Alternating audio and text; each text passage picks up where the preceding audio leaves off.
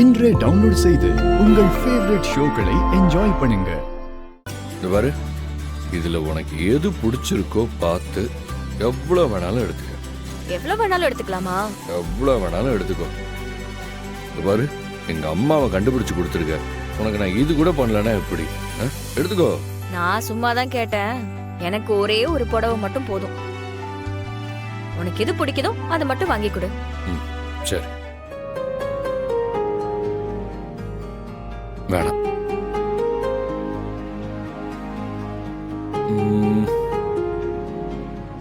Okay தான், வேணாம்.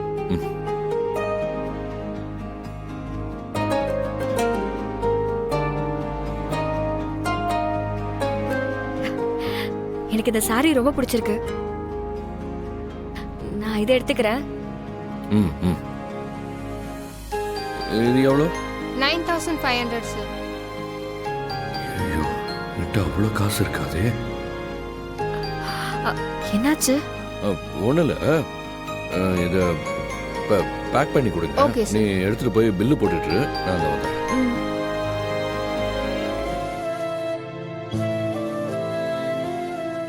10,000 ரூபாயா புடவை? என்கிட்ட எவ்வளோ இருக்குன்னு தெரியலையே. பார்ப்போம்.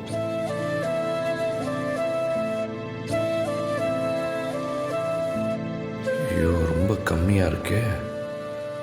என்ன பண்ணுறது? பேசாம அண்ணங்கிட்ட ஃபோன் பண்ணி கேட்டுற வேண்டியதான். வர வழியே இல்லை.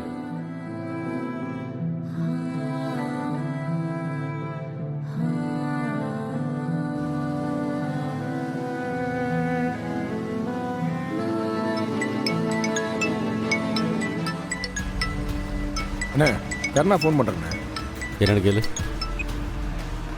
சொல்கிற அண்ணா, எனக்கு அர்ஜென்ட்டாக ஒரு 10,000 ரூபா தேவைப்படுது. அனுப்பி விட்றீங்களா? ஹேய், உனக்கு எதுக்குடா 10,000 ரூபா பணம்? இந்துவுக்கு புடவை வாங்கி கொடுக்க வந்தேண்ணே. வந்த இடத்துல காசு பத்தலை. அண்ணே, பாத்தியா, இவனுக்கு அந்த பொண்ணு மேலே பைத்தியம் முத்தி போச்சுண்ணே. என் நேரமும் பொண்டாட்டி முந்தா நீ பிடிச்சி சுற்றிக்கிட்டு இருக்கான்.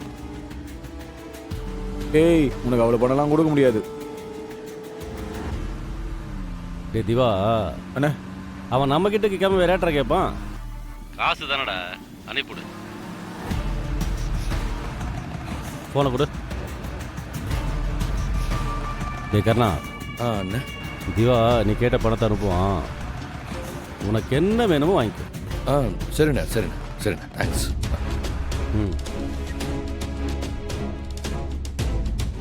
அண்ணே, நீ எதுக்குண்ணா அவனுக்கு அவ்வளோ பணம் தர? டே திவா, அவன் உன்கிட்ட பணம் கேட்குறான்னு நீ பார்க்குற. அவன் இன்னும் பணத்துக்கு நம்மளை நம்பிட்டு இருக்கானே நான் பார்க்குறேன். சின்ன வித்தியாசம் தான்டா, மாற்றி யோசிச்சுப்பாரு. என்ன இருந்தாலும் அவன் நம்ம காலு கீழே தானடா இருக்கான்.